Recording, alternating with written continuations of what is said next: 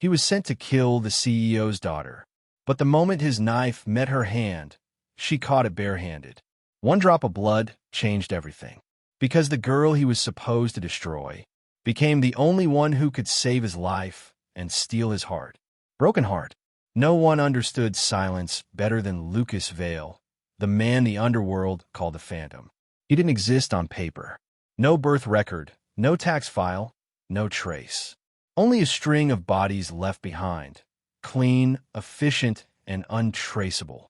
If you wanted someone gone and had the money to make it worth his time, Lucas was the one you called. That night, he sat alone in a dimly lit bar tucked beneath a derelict building. The faint scent of whiskey and cigarette smoke clung to the air. A man in a gray suit entered, his shoes tapping sharply against the concrete floor. He didn't bother sitting. "The order's confirmed," the man said quietly, sliding a single black envelope across the table. "Eliminate the girl. No mistakes this time." Lucas picked up the envelope and turned it in his gloved hands. The seal was unbroken, the wax stamped with the crest of the Varnetti Syndicate, one of the city's most powerful crime families. He knew better than to ask questions. Curiosity was a death sentence in his line of work. "Name?" he asked, his tone smooth, detached. "Anna Wilson." Lucas looked up for the first time, his eyes narrowing. "Wilson, as in the CEO of the Velker Corporation?" The man gave a tight nod. "The daughter. 24. Protected, but not untouchable. She's scheduled to visit her father's countryside estate this weekend. Less security. Fewer cameras. You know what to do." Lucas leaned back in his chair, silent. The name Wilson wasn't new to him. The family practically owned half the city's infrastructure. Taking out someone like that wasn't a simple contract. It was a declaration of war. But the syndicate didn't fear wars. They started them. "Payment?" he asked finally. $2 million up front. The rest when the job's done." Lucas's expression didn't change, but the faintest muscle in his jaw ticked. It was double his usual rate, enough to make any other hitman lose his nerve from greed or fear. But for Lucas, it wasn't about the money. It never was. He took the envelope, pocketed it, and stood. "You'll have your confirmation by dawn." The man in the gray suit hesitated, lowering his voice. "They say she's not just the CEO's daughter. Word is, she's the one inheriting the empire. If she dies, it changes everything." Lucas paused, his silhouette framed in the doorway. "Then it's a good thing I don't care about everything," he replied, and disappeared into the rain-soaked night. 2 nights later, the city had vanished behind him. The hum of the metropolis gave way to the whisper of wind and the rhythmic drone of crickets. Lucas's motorcycle tore down the narrow country road, the headlights slicing through the darkness. He didn't wear a helmet. The cool night air hitting his face kept him sharp, awake. He parked on a gravel path near the edge of the forest. The location was already burned into his mind. The security layout of the Wilson estate, the time Anna would arrive, her route, her guards. He'd studied it for 48 hours straight. Nothing left to chance. The woods were his stage now, and he moved like a shadow across it. Under the faint silver of moonlight, he assembled his rifle, checked his blade, and adjusted the earpiece, feeding static whispers from his handler. "Position confirmed," came the voice through the line. "Target ETA in 40 minutes. No civilians. No civilians." That was the one rule he'd never broken, until tonight. Somewhere deeper in the forest, a different rhythm stirred. The soft rustle of leaves, the faint crackle of dried twigs. Mirin Reed moved through the undergrowth with the quiet ease of someone who belonged there. A small woven basket hung from her arm, half filled with wild herbs and roots. Her simple linen dress brushed against the tall grass as she crouched to pluck a sprig of celestial grass, the rare medicinal plant that only bloomed once every few years. The city didn't know her name. The village barely remembered her face. 5 years ago, she'd been sent away, disowned, forgotten. The countryside had become her exile, but also her peace. Here, there were no expectations, no power struggles, no pain. Only the sound of wind and the steady beat of her own heart. She looked up at the moon and smiled faintly. "Not bad," she murmured to herself. "At least you still show up on time." Her moment of calm broke when she heard the faintest click, metallic, deliberate wrong. Mirin froze. She knew that sound. It wasn't the forest. Through the trees, a figure moved, tall, broad-shouldered, deliberate. He didn't walk like a villager or hunter. His steps were too quiet, too measured. She ducked behind an oak tree just as the glint of steel flashed in the dark. A knife! Before she could think, instinct took over. The blade flew toward her, spinning precise, deadly. Her hand shot out, catching it midair. Pain seared through her palm, warm blood dripping down her wrist, but she didn't drop it. From the shadows, Lucas's voice was low, calm, and dangerous. "You shouldn't be here." Mirin stepped forward, her breath steady despite the pain. "And you shouldn't throw knives at people who didn't invite you." The assassin's expression flickered, the faintest trace of surprise. Civilians screamed. They ran. They didn't stand there and talk back. And no one, absolutely no one, had ever caught his blade. "Who are you?" he asked. "No one important," she said, eyes narrowing. "But if you're planning to hunt tonight, you chose the wrong forest." He studied her, the blood-stained hand, the steady gaze, the fearless calm. There was no tremor, no plea for mercy, just quiet defiance. Then his earpiece crackled again. "Lucas, change of plans. The target's daughter has arrived early. Move now." Lucas's jaw tightened. Timing had just collapsed. He turned away from Mirin without another word, vanishing into the trees like a phantom, leaving behind only silence and a single bloodied knife in her hand. But Mirin didn't move. Something about that man, his stillness, his purpose, chilled her deeper than the night air. And though she didn't know it yet, that brief encounter had already rewritten both their fates. Because by dawn, one life would be spared, another would be hunted, and the quiet rural girl who caught a knife with her bare hand would soon catch the heart of the man sent to kill. Welcome back, my beautiful family and friends, to my YouTube channel. I have missed you all. Click subscribe and let me know in the comments where you're watching from, because tomorrow I will be giving you another story, just as interesting as this one, and you don't want to miss it. Now, back to the story. Night in the countryside carried a silence that cities could never understand, a silence so deep that even the whisper of leaves sounded like secrets.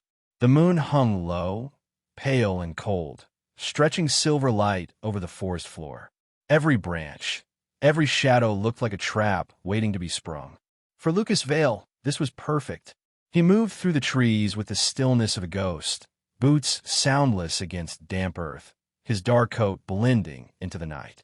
The rifle strapped across his back glinted once beneath the moonlight before he covered it again. In his hand, he held a combat knife, its blade honed so fine it could slice a falling leaf in half. The earpiece in his right ear crackled softly. Target approaching from the north path, came the voice of his handler. 2 guards. They'll stop at the bridge before the estate gate. You'll have a clear shot. Lucas crouched behind a cluster of rocks, overlooking the narrow wooden bridge that stretched across a shallow stream. From here, he could see everything: the winding road from the city, the estate gates in the distance, and the patch of open ground where the convoy would have to slow down. A perfect kill zone. He checked his watch. 11:57 p.m. The convoy would arrive in 3 minutes. He adjusted the rifle scope, aligning it with the road, breathing in through his nose and out through his mouth. Calm, controlled, emotionless. That was the rule. But as he exhaled, a faint rustle broke the rhythm. Not from the road, from behind him. Lucas's hand moved instantly, knife flipping between his fingers. He scanned the trees, nothing but the quiet sway of branches. Then a whisper of movement again, closer this time, almost deliberate. Someone was there. He turned sharply, blade raised, every muscle tensed. A silhouette stood about 20 feet away, framed by the moonlight. A woman. Her figure was slim but steady, her outline blurred by the mist. She wasn't wearing tactical gear, just a simple linen blouse and skirt, and yet she stood like someone who didn't fear danger, like someone who was danger. In her hand glinted a curved sickle, the kind farmers use for cutting grass. For a second, Lucas wondered if she was a hallucination, a trick of his overworked mind. No one should have been here. He'd secured the area hours ago. "Who are you?" he demanded, his voice low but edged with warning. She tilted her head, studying him. Her eyes caught the moonlight, sharp and knowing. "Funny," she said softly. "I could ask you the same thing." Her tone was calm, almost conversational, but it made his pulse tighten. People didn't talk like that to him. They begged. They ran. They screamed. "Leave," he said coldly. "Now." She didn't move. "If you're hunting tonight," she replied, "you should know this forest already belongs to someone." Lucas took a slow step forward. "And who might that be?" "Me." The corner of his mouth twitched. Not a smile, but something close. "You think you own this place?" She raised the sickle slightly, the blade catching the moonlight. "I don't think. I know." Before he could respond, a branch snapped in the distance, the sound of approaching tires crunching over gravel. The convoy. His focus snapped back. The window was closing. He turned slightly, ready to reposition, and that split second of distraction was enough. The woman moved. The motion was sudden, fluid, and almost soundless. 1 second she was 10 feet away. The next she was right in front of him. He reacted on instinct, the knife leaving his hand in a flash of silver, a perfect throw aimed straight for her shoulder. The air split with the sound of steel cutting through it. Then, a gasp, the sharp sound of metal meeting flesh. Except the knife didn't pierce. It stopped midair. Her hand, small, bare, bleeding, had caught it by the blade. For a heartbeat, neither of them moved. Lucas's mind froze. He'd trained for years, killed dozens, and not once had anyone caught one of his knives. She stood there, her chest rising and falling, blood dripping from between her fingers, the blade trembling in her grip. But her eyes didn't flinch. They locked on his, steady and unyielding. "Next time," she said quietly, her voice smooth as silk, "aim better." He blinked once, disbelief flickering across his face, before his instincts returned. He stepped forward swiftly, twisting his wrist, and in one clean motion disarmed her. The knife clattered to the ground. But before he could draw his gun, she moved again, spinning, the sickle whistling through the air. The blade stopped just an inch from his throat. They stood like that, locked in a breathless standoff. Her pulse was racing, but her hand didn't shake. His chest rose and fell, but his eyes were calm, calculating. For a man who'd lived his life in shadows, Lucas had never been this close to the light of unpredictability. And for a woman who'd been exiled from the world, Mirin had never been this close to danger and curiosity all at once. Her scent was faintly floral, wild mint and pine. His was metal and rain, two worlds colliding in the stillness between them. "Who are you?" he asked again, this time quieter. She gave a faint smile, as if the answer amused her. "Just a girl who knows when someone doesn't belong." His gaze dropped to her bleeding hand. She followed his eyes, then shrugged lightly. "Don't worry. I've had worse." He wanted to say something, but words weren't his language. Instead, he reached into his pocket, pulled out a strip of cloth, and tossed it toward her. "Wrap it. You'll lose too much blood." She caught it, this time not by the blade, but by the air, and pressed it against her palm. "You hurt me," she said, half a whisper, half a tease. "You got in my way. You aimed for me." He didn't answer.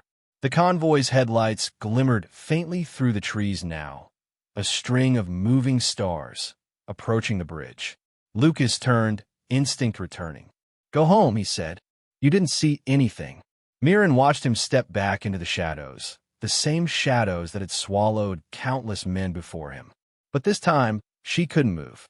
Something about him, the precision, the control, the hollow edge of his voice, felt familiar. And something about her, the quiet courage, the refusal to fear him, unnerved him. As the cars neared, Lucas aimed his rifle once more. But his hands, steady as stone for years, hesitated. The crosshairs aligned perfectly with the windshield, with the face of the woman he was supposed to kill. And yet, in the reflection of his scope, he saw something else. Mirin's eyes, fierce and alive, cutting through the night like truth itself. He lowered the rifle fraction. For the first time in his life, the killer hesitated. And the night, silent witness to it all, seemed to hold its breath. The scream split the forest like a blade through glass. It wasn't an animal's cry or the echo of the night wind. It was human, sharp and terrified. It sliced through the stillness and froze Mirin mid-step. For a moment, everything stopped. The cicadas, the rustle of leaves, even her breath. Then came another sound, the frantic shuffle of feet, the muffled struggle of someone being dragged against their will. Her pulse spiked. Instinct, not logic, took over. She dropped her basket of herbs, the contents spilling across the damp ground, and ran toward the noise. Branches clawed at her arms as she tore through the trees, heart pounding against her ribs. The path narrowed, leading toward a half-broken road lit faintly by the glow of a black SUV idling in the distance. Its doors were open. Shadows moved around it, 3, maybe 4 men, dragging a girl into the back seat. "Let me go." The girl's voice cracked in desperation. "Please, A man struck her across the face. "Shut up." Mirin didn't stop to think. She picked up a fallen branch, her breath steadying into silence. Every step she took was measured, her body lowering into a stance that didn't belong to a frightened villager. No, she moved like someone who had trained once, long ago, before life had beaten the fighter out of her. She whispered to herself, "You can't run from every monster." Then she struck. The first man didn't even see her coming. The branch cracked against the back of his neck, sending him sprawling to the dirt. The second spun around with a snarl, reaching for the gun tucked into his belt. Mirin didn't give him the chance. She slammed her elbow into his throat and twisted his wrist until the weapon clattered to the ground. The others reacted with curses and gunmetal flashes, but she was already moving, ducking low, sweeping her leg, knocking one man off balance. Her movements were raw, instinctive, almost feral. She wasn't fighting for glory or revenge. She was fighting because someone needed saving, and that had always been reason enough. The girl, Anna Wilson, had fallen to the ground, her hands bound, her lips split. She looked up in shock as her supposed savior tore through armed men like a storm. "Run!" Mirin shouted, catching one of the men's knives mid-swing and using it against him in one clean motion. Anna hesitated. Who are you?" "Someone who doesn't like bullies." Mirin growled. The final man lunged from behind, wrapping his arm around Mirin's throat. She gritted her teeth, shifting her weight just enough to slam the back of her head into his nose. The crunch was followed by a groan. She snatched his dropped pistol, turned, and aimed, but didn't fire. Instead, she stepped forward and kicked his weapon away, her eyes burning with fury. "You don't deserve to die cleanly," she hissed, and with a single blow, she dropped him. Silence followed, heavy, thick, alive. Anna trembled where she stood, trying to catch her breath. The headlights of the SUV flickered against Mirin's blood-streaked face, highlighting the cut on her palm, the same hand that had caught a knife just an hour ago. "Are you hurt?" Mirin asked, wiping her brow. Anna shook her head, tears glistening. They came out of nowhere. "My guards, they're not coming," Mirin said, voice low but steady. "But you're safe now." The girl's gaze flickered with something like awe. "You're bleeding." "It's not the first time," Mirin murmured. She crouched to untie the ropes binding Anna's wrists. "What's your name?" "Anna," she whispered. Mirin's hands froze. Anna, the name she'd overheard earlier, the name tied to the man with the knife. She swallowed hard, tightening the knot of uncertainty in her chest. "All right, Anna," she said softly. "We have to move before they wake up. Can you walk?" Anna nodded. "Who are you?" Mirin hesitated, then forced a small smile. "Just someone who was in the wrong place at the right time." From the ridge above, Lucas Vale saw everything. Through his rifle scope, he had watched the chaos unfold. The failed abduction, the ambush, the woman who appeared out of nowhere. She fought with no hesitation, no fear. Every move was precise, powerful, deliberate. His finger had hovered over the trigger once, out of habit, but he couldn't pull it. Instead, he found himself lowering the rifle and simply watching. Who is she? He zoomed in, and his heart skipped. It was her, the girl from the forest, the one who had caught his knife. He saw the blood on her hand, the fierce defiance in her eyes, the way she shielded the CEO's daughter with her own body. She wasn't supposed to be part of this. She wasn't even supposed to exist in this story. But now she was rewriting it. Lucas exhaled, the sound loud in his earpiece. "The mission's compromised," he muttered. His handler's voice crackled through the static. "Compromised? What do you mean compromised? Take the shot, Vale. The girl's right there. I said it's compromised." His tone sharpened. He turned off the transmitter, cutting off the orders, and leaped down the embankment. The ground hit hard, but he barely felt it. By the time he reached the clearing, the fight was already over. The men lay unconscious. The black SUV smoked from a ruptured tire. And in the center of it all, Mirin stood, blood on her knuckles, chest rising and falling, the moonlight crowning her like something celestial. Anna clung to her side. Lucas froze at the edge of the scene. His training told him to move, to end it cleanly. But his instincts, for the first time in years, betrayed him. He could only stare. She looked nothing like a trained operative, yet she had dismantled a team of professionals in less than a minute. There was something raw, unpolished, real about her. She fought like someone who'd lost everything once and had sworn never to lose again. Mirin turned then, sensing movement. Her eyes met his. Neither spoke. The forest seemed to hold its breath between them. The assassin and the woman who'd just saved his target. Anna looked between them, confused. "Do you know each other?" Lucas stepped forward, slowly, his gaze never leaving Mirin. "We met earlier," he said. "She's not supposed to be here." Mirin wiped her hand on her skirt, smearing crimson across white linen. "Neither are you." Something flickered in his chest, something dangerous. In another life, in another story, this would have been the moment he raised his gun. But right now, he couldn't. Not with the image of her defiance burned into his mind. Not with the sound of that scream still echoing in his ears. The woman he should have ignored had saved the one person he was sent to kill. And in that moment, something cracked inside the man who didn't believe in hesitation. He looked at Mirin again, at the fire behind her calm. She was a mystery, a threat, a spark in a world of ash. And against all logic, he didn't want to snuff her out. She glanced at the unconscious men, then at him. "Whoever sent them," she said, voice low, "they won't stop here." "I know," Lucas replied. "Then why are you still standing there?" she asked.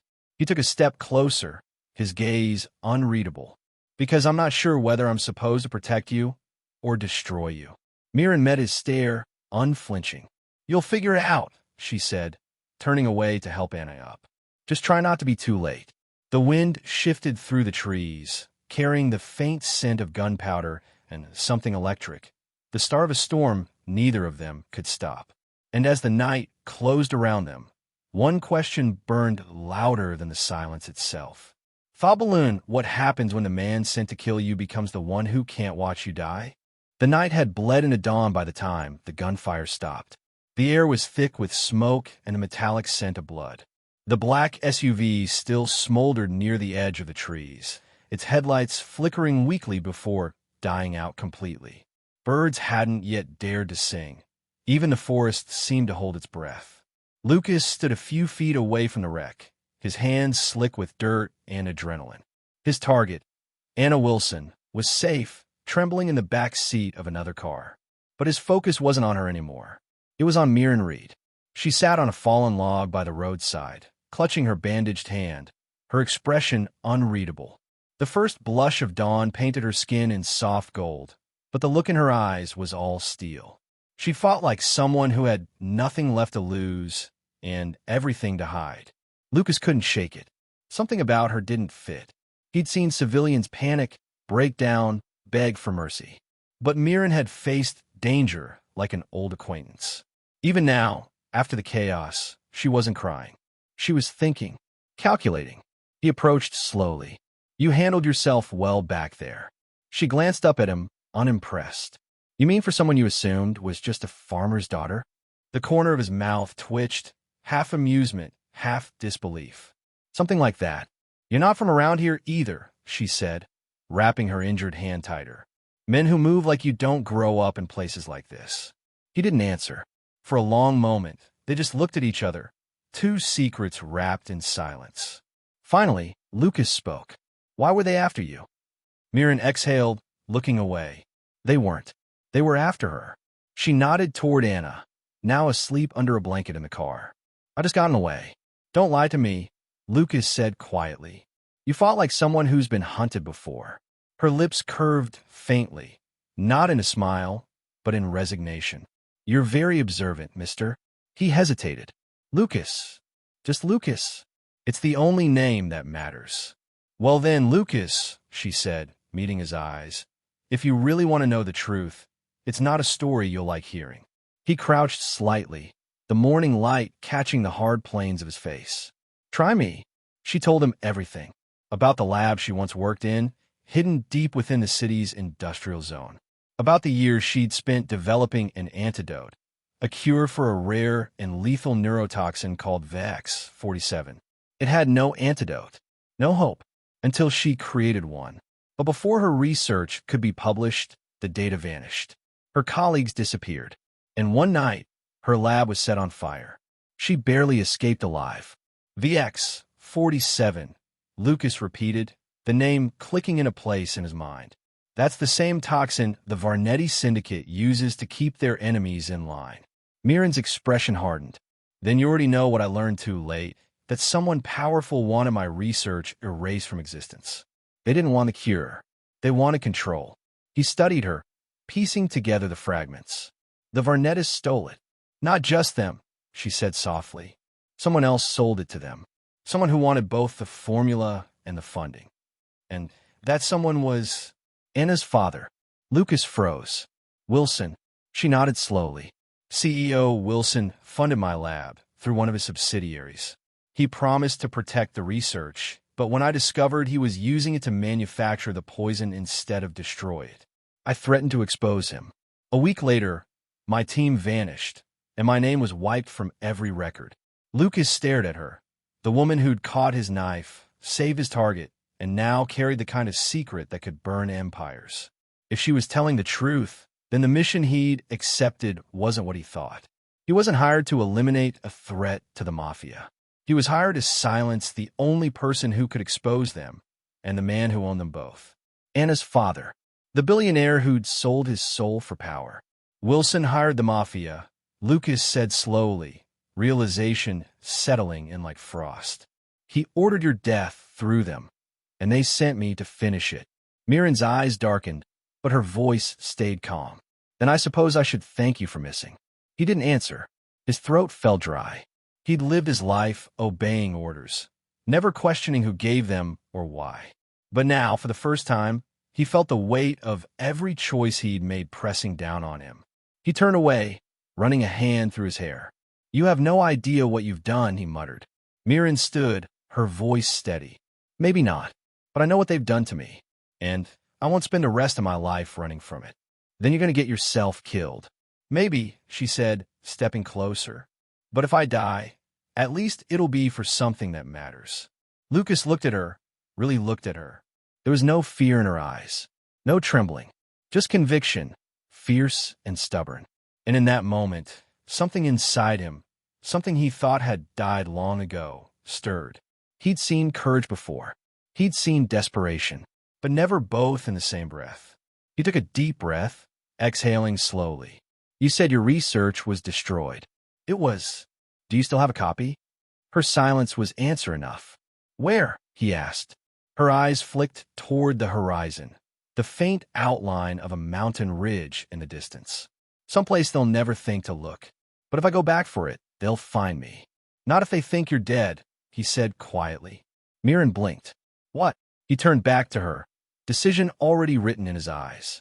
If you want to survive, I'll have to make it look like they got to you first. Burn what's left of the SUV, scatter your blood near the wreck. By the time they investigate, you'll be nothing more than another corpse in the report. She stared at him, disbelief and suspicion flickering across her face. You'd help me? After what you just found out, I'm not helping you, he said flatly. I'm rewriting a bad deal. But your boss will think I did my job. His tone was final. You'll disappear, start over, and no one will ever come for you again. Her lips parted. And what about you? He gave a hollow smile. They'll come for me instead. The morning wind picked up, scattering ash from the burned-out vehicle into the air. For a brief second, it looked like snow, fragile, fleeting, pure. Mirin's voice was barely above a whisper. "Why are you doing this?" Lucas met her gaze, his eyes darker than the dawn behind him. "Because I've killed enough innocent people to know when I've found one worth saving." For a long time, they just stood there, surrounded by smoke and silence. The assassin and the scientist. The killer and the cure. Finally, she nodded. "All right," she said softly. "Let's make it look real." He drew his knife again, not to harm, but to slice open the bandage on her palm. Blood welled, fresh and red. She didn't flinch. "Ready?" he asked. Mirin looked at the horizon, at the light breaking over the forest, the first rays of a new day that might never come again. "Ready," she said. An hour later, as the flames consumed the wreckage, Lucas stood alone. The forest swallowed the last traces of smoke, carrying her name into silence. In the Syndicate's records, Mirin Reed was dead. But in truth, she was already miles away, reborn in the shadows, carrying the only cure the world wasn't supposed to have. And Lucas, the man sent to end her story, had just become the only one who could protect it. If the one you were sent to destroy turned out to be the only person who could save you, would you pull the trigger or change the story? By the time the news broke, Lucas Vale's name was already poisoned. The assassin betrayed the Mafia. Varnetti's ghost goes rogue. Price on his head, 5 million dead or alive. The underworld didn't forgive, and it never forgot. Across every hidden bar, every mercenary chat line, and every smoke-filled room where contracts were whispered like sins, his name was now a death sentence. The Syndicate had branded him a traitor, and Lucas knew what that meant. No safe houses, no allies, no mercy. He rode for hours without stopping, dirt and rain streaking across his face, the motorcycle's roar swallowed by the mountains. The only thing louder than the engine was the question burning through his mind. Had he done the right thing? Behind him, the world he'd known was already burning. Far away, hidden deep within a valley framed by endless pines, a small wooden cabin waited. Smoke curled from its chimney, faint and harmless, a signal to no one and everyone at once. Inside, Mirin Reed sat by the fire, wrapping her cut palm again. She'd washed the blood off her skin, but the memory still clung to her like a ghost. Every time she blinked, she saw the flames from the wreck Lucas had staged, her own death reflected in his eyes. She had agreed to vanish, but disappearing didn't mean forgetting. The wooden door creaked open. Cold air rushed in before she could even turn. Lucas stepped through, dark jacket, bruised jaw, and eyes that looked like they hadn't closed in days. "They found out," he said simply, dropping his gun on the table. Mirin didn't ask how. The headlines had probably spread like wildfire through the criminal underworld. "So," she said softly, "the hunter is now the hunted." He gave a grim smile. Wouldn't be the first time. Mirin poured water from the kettle into 2 cups. Her hands trembled only slightly. "What will they do to you?" "Send everyone they've got," he said. "And I mean everyone." "And yet you came here," she replied, raising a brow. Lucas took the cup she offered. Their fingers brushed, and neither of them pulled away fast enough. "I told you I'd protect you," he said. "That was before you became the one needing protection." He met her eyes, the firelight flickering between them. "We can both need it." The cabin became their world, small, isolated, and dangerously quiet. Days bled into nights filled with planning, preparing, and waiting for the inevitable. Lucas taught her how to load a gun, how to spot movement through fog, how to listen for footsteps that didn't belong. Mirin, in turn, taught him how to tend wounds, how to slow a heartbeat when panic clawed at the edges of reason, how to read the poison of trust and betrayal in people's faces. Sometimes when the wind howled outside and the fire burned low, they talked. Not about the Mafia, not about survival, but about who they had been before. He told her about his first kill. She told him about her first discovery. Both were stories of things that changed them forever. One night, a storm rolled through the mountains, thunder shaking the old cabin, Lightning flashing like the sky itself was tearing open. Mirin couldn't sleep. She sat by the window, watching rain streak down the glass. Lucas was at the table, cleaning his gun, but his focus was elsewhere. "You ever miss it?" she asked suddenly. He looked up. "What?" "The life before all this. Before the blood, before the silence." Lucas leaned back, eyes on the fire. "You don't miss a cage just because it had walls." Mirin studied him for a moment. "You sound like someone who's finally realized he wants out." He didn't answer, but his silence said enough. Then she turned, her voice softer. "They used my research, Lucas. The poison they used on Anna, it came from me. Someone in Wilson's empire stole the formula. It wasn't just the Mafia. It was her father's people, too." He froze, meeting her eyes. "You're sure?" "I checked the toxin signature," she said, pulling out a small vial from her satchel. "A sample she collected days before. It matches the chemical profile from my prototype. My formula was meant to heal, not kill. And now it's being weaponized." Lucas's jaw tightened. Wilson played both sides. "He funded me, stole my work, and sold it to your employers." For a moment, neither spoke. The storm outside seemed to mirror the one between them, violent, unstoppable. Finally, Lucas said quietly, "So the same man who wanted you dead is the same man whose daughter you saved." Mirin's laugh was bitter, broken. Irony has a cruel sense of humor. He looked at her then, not as a mission, not as a scientist, but as something else entirely. The strength in her voice, the pain behind her calm, the fire that refused to die. And he realized something that terrified him more than any bullet. He was falling for her. Days passed. The bounty grew. Mercenaries came sniffing through the forest trails, only to vanish in a traps Lucas had set. He and Mirin moved like ghosts, silent, invisible, inseparable. But the closer danger crept, the more fragile their little world became. One evening, as the sun sank behind the peaks, Mirin stood outside, breathing in the cold air. Lucas stepped behind her, his presence quiet but steady. "You should have left me," she said. "You could have disappeared, started over somewhere." He shook his head.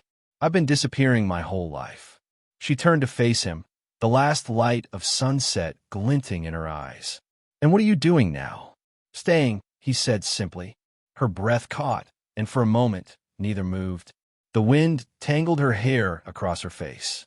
He reached up, brushed it away gently. The touch lingered longer than it should have. "Lucas," she whispered. He leaned closer, his voice low. "You saved a girl you didn't know. I betrayed an empire I helped build. Maybe this is our punishment, or maybe it's our chance." The distance between them disappeared. Their lips met, slow, hesitant, inevitable. It wasn't the kiss of passion. It was the kiss of two broken people finding something human in the wreckage. The fire crackled behind them. The storm had passed, but its echo still hummed in the air. When they finally pulled apart, she rested her forehead against his. "You know they'll find us eventually." "I know," he said, "but until they do, they'll have to go through both of us." Her smile was faint but fierce. "Then let's make it count." Later that night, Lucas sat awake, watching her sleep. The rain had stopped. The mountains were quiet again, but peace felt temporary, a pause before the next strike. He knew what was coming. The bounty, the blood, the reckoning. But for now, she was alive. And for the first time, that felt like enough. He reached over, tracing the faint scar on her hand. The mark from the night she'd caught his blade. It had healed, but the memory hadn't. The same woman who once stopped his knife now held his heart. And he'd rather die than let the world take her again. If you had to choose between loyalty and love, between surviving your past or protecting the one person who makes you human, which would you betray first? The storm came without warning. Rain lashed against the windows of the mountain cabin, sheets of water blurring the world beyond the glass. Thunder rolled across the peaks, deep and hollow, like the sound of a heart breaking. Inside, the fire struggled against the wind, its light flickering across two faces, one carved by guilt, the other by quiet strength. Lucas sat by the window, his gun resting on the table, his eyes distant. The room smelled of wet wood and smoke. He hadn't spoken in hours. Not since the message had come through his encrypted radio, one final reminder from a world that wanted him dead. 5 million, he murmured finally, voice low. That's what they're paying for my head now. Mirin looked up from the fire, her tone steady but soft. That's what loyalty costs these days. He gave a humorless smile. That's what betrayal costs. Outside, lightning flashed. For a heartbeat, the whole room glowed white. And in that light, she saw the exhaustion etched into his face. The assassin who never missed, who never hesitated, looked like a man carrying too many ghosts. Mirin stood, crossing the room. You haven't slept in 3 days. Sleep doesn't change the end, he said. Maybe not, she replied, but it changes the way you face it. He looked at her then, really looked. The way her hair fell loosely around her shoulders, the soft bruise on her wrist from training, the calm certainty that had replaced fear. She wasn't the same woman he'd met in the forest weeks ago. She was stronger, sharper, and she had no idea how much she'd changed him too. Mirin, he said finally, the weight in his voice thick enough to still the storm itself. There's something I need to tell you. She tilted her head. Sounds serious. It is. He stood, pacing once before facing her again. The words clawed at his throat, sharp and heavy. The night we met, I wasn't just there by chance. I wasn't in that forest to hide or hunt for anyone else. Her eyes narrowed, searching his face. Then why were you there? His voice broke the silence like a confession carved from regret. I was sent to kill her. The words hit harder than the thunder outside. She froze. You mean? Anna, he said quietly. The CEO's daughter. My mission was to eliminate her. But when I went to do it, he paused, closing his eyes as if replaying the moment. I found you instead. The fire popped, sending a shower of sparks into the air. Mirin didn't move. The world tilted. Her heartbeat thundered louder than the rain. You, she started but couldn't finish. He stepped closer, his expression raw, unguarded. I didn't know who you were. I didn't care. You were supposed to be a stranger who happened to get in the way. But then you caught my knife, and everything changed. She let out a shaky breath, her voice low. So all this time, you were one of them. I was. She turned away, staring into the flames. And now I'm the man they want dead for not finishing the job. The silence between them stretched thin, filled with the storm's fury and the ghosts of choices that couldn't be undone. Finally, Mirin spoke, her voice quiet but unflinching. We were both pawns, Lucas. You in their game, me in his. He frowned. Wilson. She nodded. He used us both. You were meant to kill his daughter so he could play the grieving father. I was meant to die so he could erase his crimes. We were tools, disposable. Lucas's jaw tightened. Not anymore. She turned, meeting his eyes. You can't fight an empire alone. He stepped closer, his voice low, rough. I'm not alone. The words lingered, heavier than the storm, warmer than the fire. Then came the sound, faint, metallic, wrong. Lucas's head snapped toward the door. A red dot flickered briefly against the wall, a laser sight. Get down, he shouted. The window shattered before she could move. Bullets tore through the cabin, splintering the wood, scattering sparks from the fire. Mirin dropped behind the table as Lucas fired back, precise and deadly, taking out the first intruder at the door. Back in trance, he barked. Go! But she didn't run.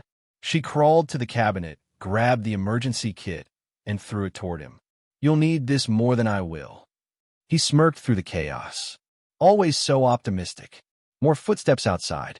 5, maybe 6. Too many. Lucas, she shouted. I see them.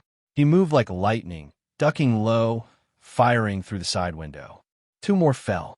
But then, a sharp, echoing crack. The sound wasn't his gun. Mirin turned just in time to see the bullet hit him.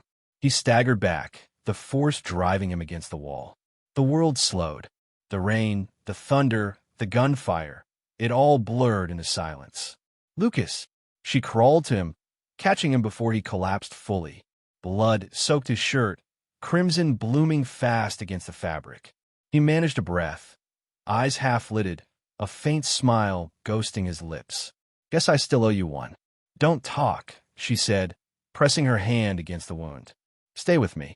He caught her wrist, his grip weak, but certain. You caught the knife once, he whispered, voice breaking between gasps. Now, catch my heart. Her throat tightened. Don't you dare do this to me, Lucas. He chuckled faintly, the sound more pain than laughter. If I don't make it, you will. Don't waste the antidote. She looked down, realizing what he meant. The small vial she'd hidden in her pocket, her last sample of the cure she'd created years ago. The same formula that could neutralize the poison Wilson's men used on their bullets. Her hand shook. It's not tested for this type. Do it, he breathed. Lucas, please. Her heart broke in a single, silent second. Then she uncapped the vial, drew the syringe from the kit, and injected it directly into his arm. The world seemed to hold its breath with her. For a moment, nothing happened. His pulse weakened. His skin turned pale. Then, slowly, his breathing steadied. The color began to return to his face. Mirin exhaled, trembling, her forehead resting against his. You idiot, she whispered. You said you'd protect me. He groaned softly, eyes fluttering open. Looks like you protected me instead. Lightning flashed, thunder cracked, and the rain outside began to fade. For the first time, the storm was over. An hour later, the bodies were gone, buried beneath the mountain mud. The cabin smelled of rain and gunpowder. Lucas lay on the couch, pale but alive, while Mirin tended the wound. You saved me with your own creation, he murmured weakly. The same cure they tried to erase. She smiled faintly, brushing his hair back. Guess the universe has a twisted sense of irony. He caught her hand. Mirin, rest, she said. No, I need you to know something. Her heart raced. I was sent to kill you once, he said quietly. But I think I was meant to find you instead. Her eyes softened. You already did. The storm outside drifted away into silence, and somewhere between the dying embers and the slow rhythm of his breathing, the assassin and the scientist finally stopped running from the world, from themselves, from what they felt.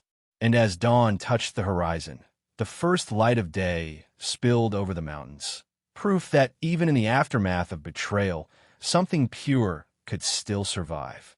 If the person sent to destroy you ended up taking a bullet to save you, would you forgive them or fall in love with them? It was spring when the headlines finally stopped bleeding. For months, the world had obsessed over the story. CEO's daughter rescued. Mysterious rural heroine vanishes. Every paper, every screen, every whispering feed carried her legend.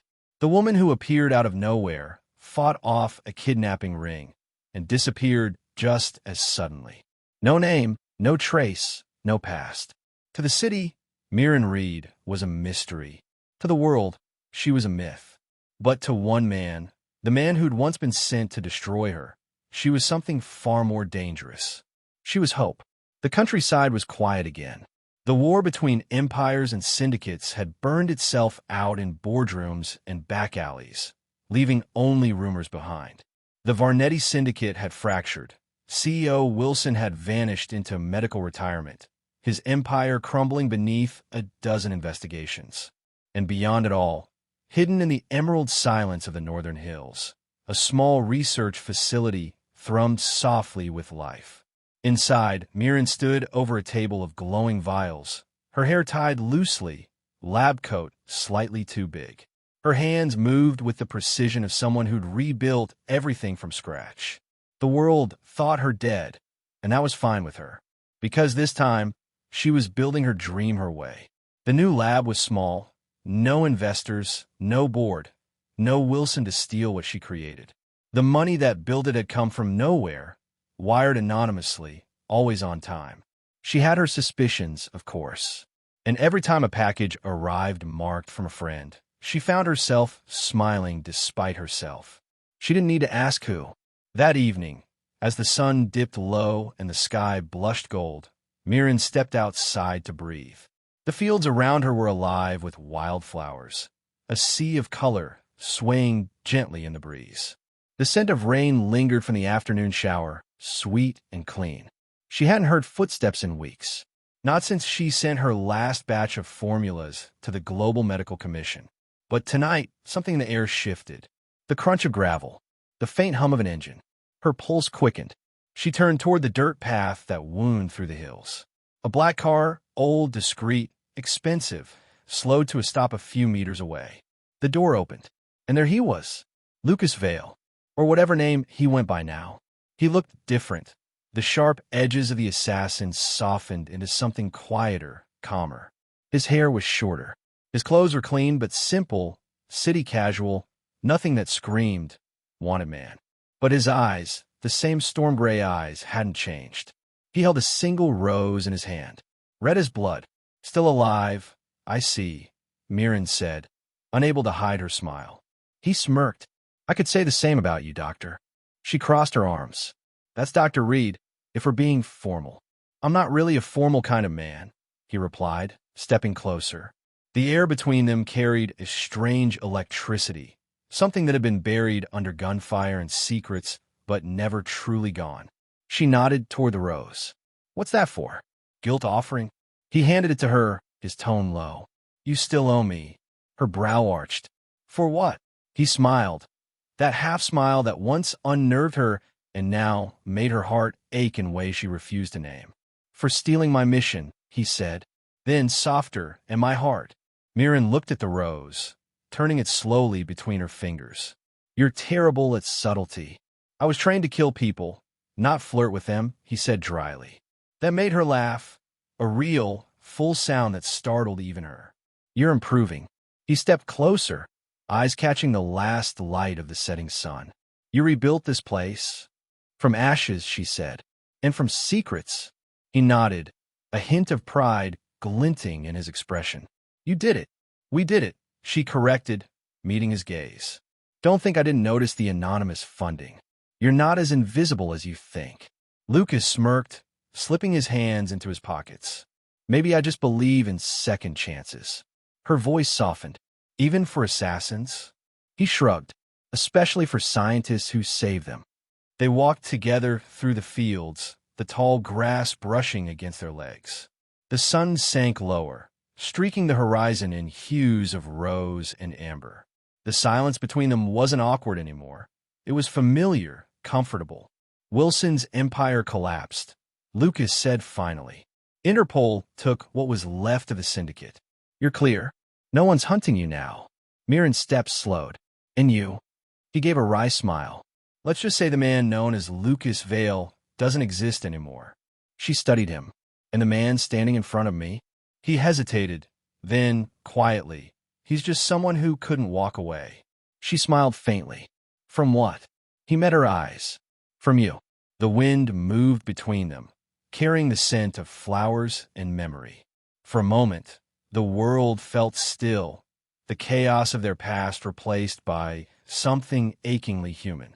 He reached for her hand, his touch hesitant at first.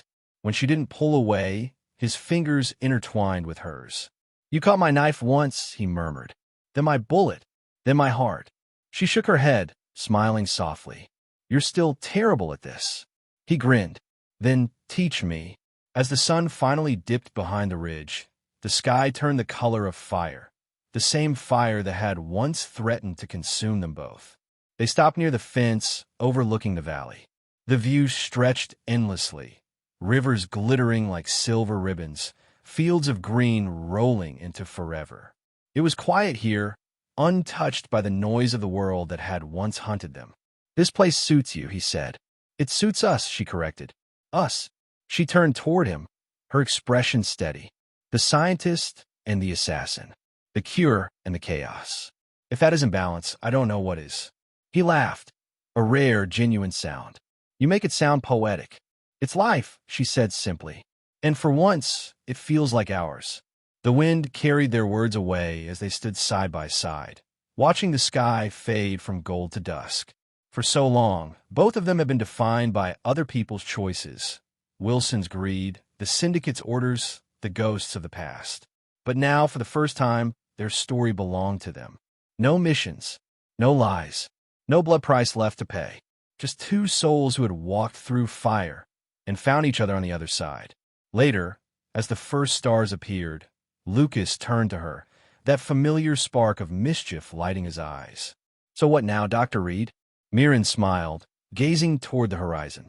Now, we live. He nodded slowly, as if the word itself was foreign to him. Live, he repeated, tasting it like something rare. She slipped her hand back into his. Together, if you can handle it. He squeezed gently. Try me. The night settled around them like a promise. The assassin and the scientist, the man who had destroyed and the woman who had healed, walking into the future side by side. Because even in the ashes of betrayal, even after blood and loss and storms, something beautiful had survived. Love. And sometimes, that was the most dangerous thing of all. If you had a chance to rewrite your ending, to turn betrayal into love and loss into redemption, would you take it or let the past define you forever? Let me know your thoughts in the comments. I'd really like to hear your opinion. Thank you for watching this story to the end. And if you enjoy stories like this, don't forget to subscribe and turn on the notification bell so you won't miss the next one. Click on the image showing on your screen right now, too. Watch the next one.